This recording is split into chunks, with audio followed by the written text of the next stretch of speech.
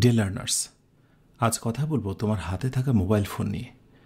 আচ্ছা, দিন শেষে এই মোবাইল ফোনের ব্যবহারে তুমি কি তৃপ্ত হচ্ছ নাকি অনুতপ্ত হচ্ছ? একজন শিক্ষার্থীর সুন্দর ক্যারিয়ার গঠনে মোবাইলের সঠিক ব্যবহার অনেক গুরুত্বপূর্ণ, এটা সত্য। কিন্তু সীমিত ব্যবহার না হলে এই মোবাইল ফোন ধীরে ধীরে তোমাকে ধ্বংসের দিকে নিয়ে যাবে। একটা ছোট্ট বাস্তব গল্প বলি।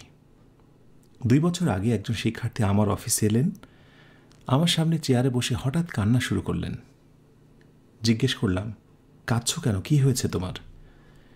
কিছুক্ষণ পর মুখ উঁচু করে সে বলল, স্যার, আমার হাতের এই মোবাইল ফোন আমার সব কিছু শেষ করে দিয়েছে। 2টা বছর, HSC first year and second year, আমি পড়াশোনা করতে পারিনি।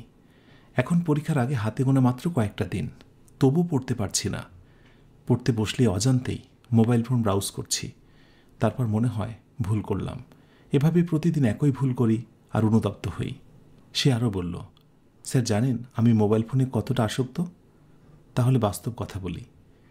আমার কলেজ শেষে যখন আমি মেসে পৌঁছাই, এরপর যখন ড্রেস চেঞ্জ করব, যাওয়ার পর ড্রেস চেঞ্জ করা মাঝে এই যে 1 মিনিট 1.5 মিনিট সময় থাকে, তখন আমি হাতে মোবাইল ফোন নিই আর তারপর স্ক্রলিং করতে থাকি। আমি বুঝে উঠতে পারি না আমি এখান থেকে কিভাবে বের হব। আমি তাকে সান্ত্বনা দিয়ে বললাম, চিন্তা করো না, সমস্যা সৃষ্টি হয়েছে, ইনশাল্লাহ সমাধানও পথ রয়েছে। তোমার এই সমস্যার মধ্যে তুমি শুধু একা নও, বাংলাদেশের অগণিত শিক্ষার্থী এটার মধ্যে রয়েছে। কেউ এটা উপলব্ধি করতে পারে, কেউ পারে না। তুমি পেরেছ, এটাই তোমার জন্য উপযুক্ত সময় ফিরে আসার। এখন কিছু কথা বলবো, যদি এগুলো মেনে চলতে পারো, আমি নিশ্চিত তুমি বের হয়ে আসতে পারবে মোবাইল অ্যাডিকশান থেকে। খুব প্রয়োজন না হলে সাথে মোবাইল রাখবে না। বিশেষ করে ঘুমানোর সময় বালিশের কাছে, মাথার কাছে, হাতের কাছে একেবারে মোবাইল রাখবে না। মোবাইলটি একটু দূরে, সোফার উপরে, টেবিলের উপরে, ফ্রিজের উপরে রেখে দিতে পারো, যাতে করে চাইলেই মোবাইল ফোন হাতে না নেওয়া যায়। এরপর যখন বাহিরে যাবে, নিকটে কোথাও, চেষ্টা করবে মোবাইল ফোনটাকে বাসায় রেখে যেতে। আর যদি কলের প্রয়োজন হয়, কল দিতে হয়, প্রয়োজনীয় কল আসতে পারে, সেটা অন্য কথা। তবে চেষ্টা করবে কাছে কোথাও গেলে মোবাইল ফোন বাসায় রেখে যেতে। আর পরিচিত মানুষের সঙ্গে যখন কথা হবে, পকেটে থাকবে ফোন, কোনোভাবে হাত দেওয়া যাবে না।